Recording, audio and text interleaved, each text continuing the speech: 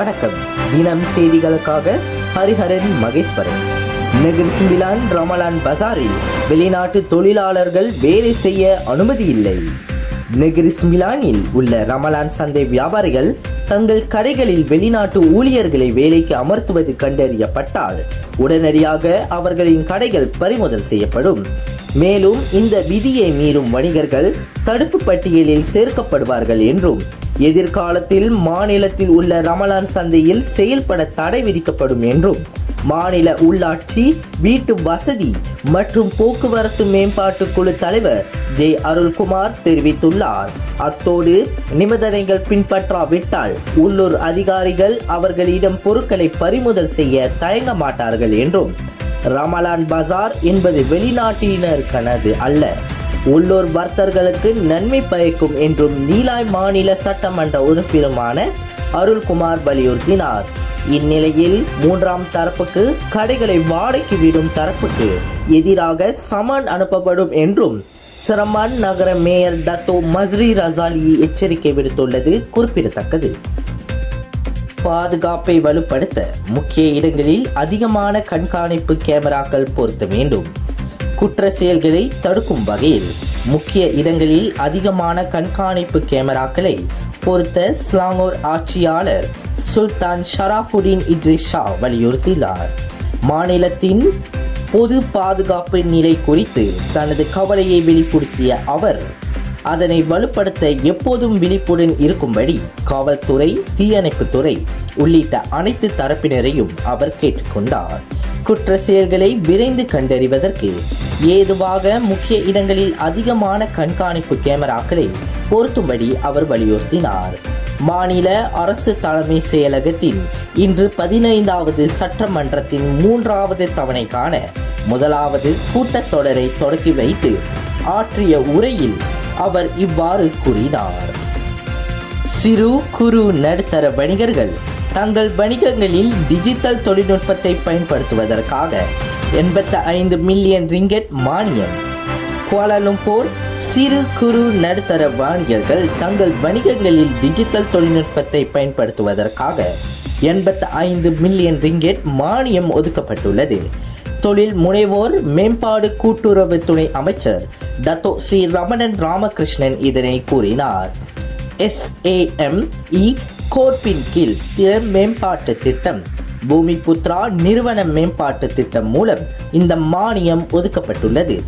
கடந்த 2024ஆம் ஆண்டில் மொத்தம் 226 தொழில் முனைவோர் 26.31 மில்லியன் ரிங்கெட் மதிப்புள்ள மானியங்களை பெற்றுள்ளனர். மேலும் மொத்தம் 222 தொழில் முனைவோர் மொத்தம் 34.4 மில்லியன் ரிங்கெட் மதிப்புள்ள பூமி புத்ரா நிறுவன மேம்பாட்டு திட்டத்தின் கீழ் மானியங்களையும் பெற்றுள்ளனர். இந்த 2 திட்டங்களும் இந்த ஆண்டு தொடரும். இதில் திறன் மேம்பாட்டு திட்டத்திற்கு 55 மில்லியன் ரிங்கெட் ஒதுக்கீடு செய்யப்பட்டுள்ளது. இது 40.60 என்ற விகிதத்தில் மானியங்கள் வழங்கப்படுகிறது. அதாவது 40% மானியங்கள், 60% எளிமையான கடன்கள் ஆகும். கிட்டத்தட்ட 10,000 தமிழ் மாணவர்கள் வேறு மொழி பள்ளிகளில் இணைந்துள்ளனர். கேள்விக்குறியாகும் தமிழ் பள்ளிகளின் எதிர்காலம். நாட்டில் இவ்வாண்டு கிட்டத்தட்ட 10,000 தமிழ் மாணவர்கள் வேறு மொழி பள்ளிகளில் துவக்க கல்வியை தொடங்கியுள்ளனர். இதனால் தமிழ் பள்ளிகளின் எதிர்காலம் கேள்விக்குறியாகியுள்ளது. 2025ஆம் ஆண்டுக்கான பள்ளி தவணை நேற்று அதிகாரப்பூர்வமாக தொடங்கியுள்ளது.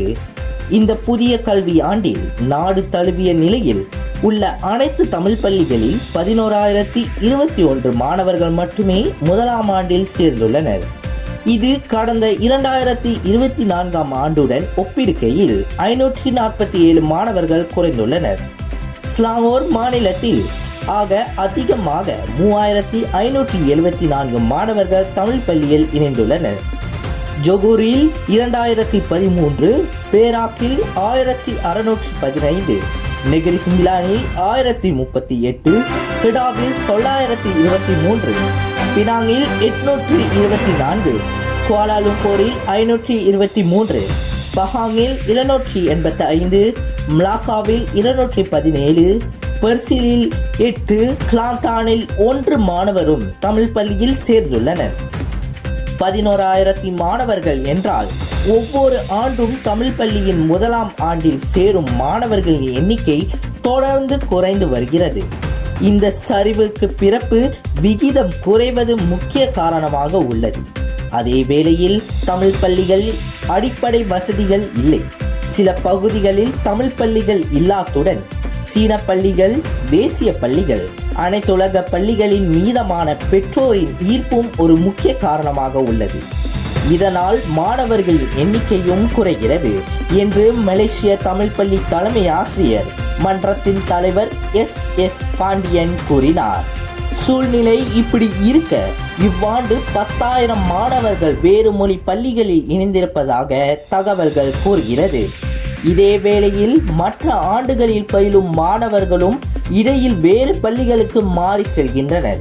இந்த அவல நிலை மாற தமிழ் சமுதாயமும் தமிழ் ஆழ்வர்களும் என்ன செயல் திட்டம் வைத்துள்ளனர் என்றும் பலரும் கேள்வி எழுப்பி வருகின்றனர்.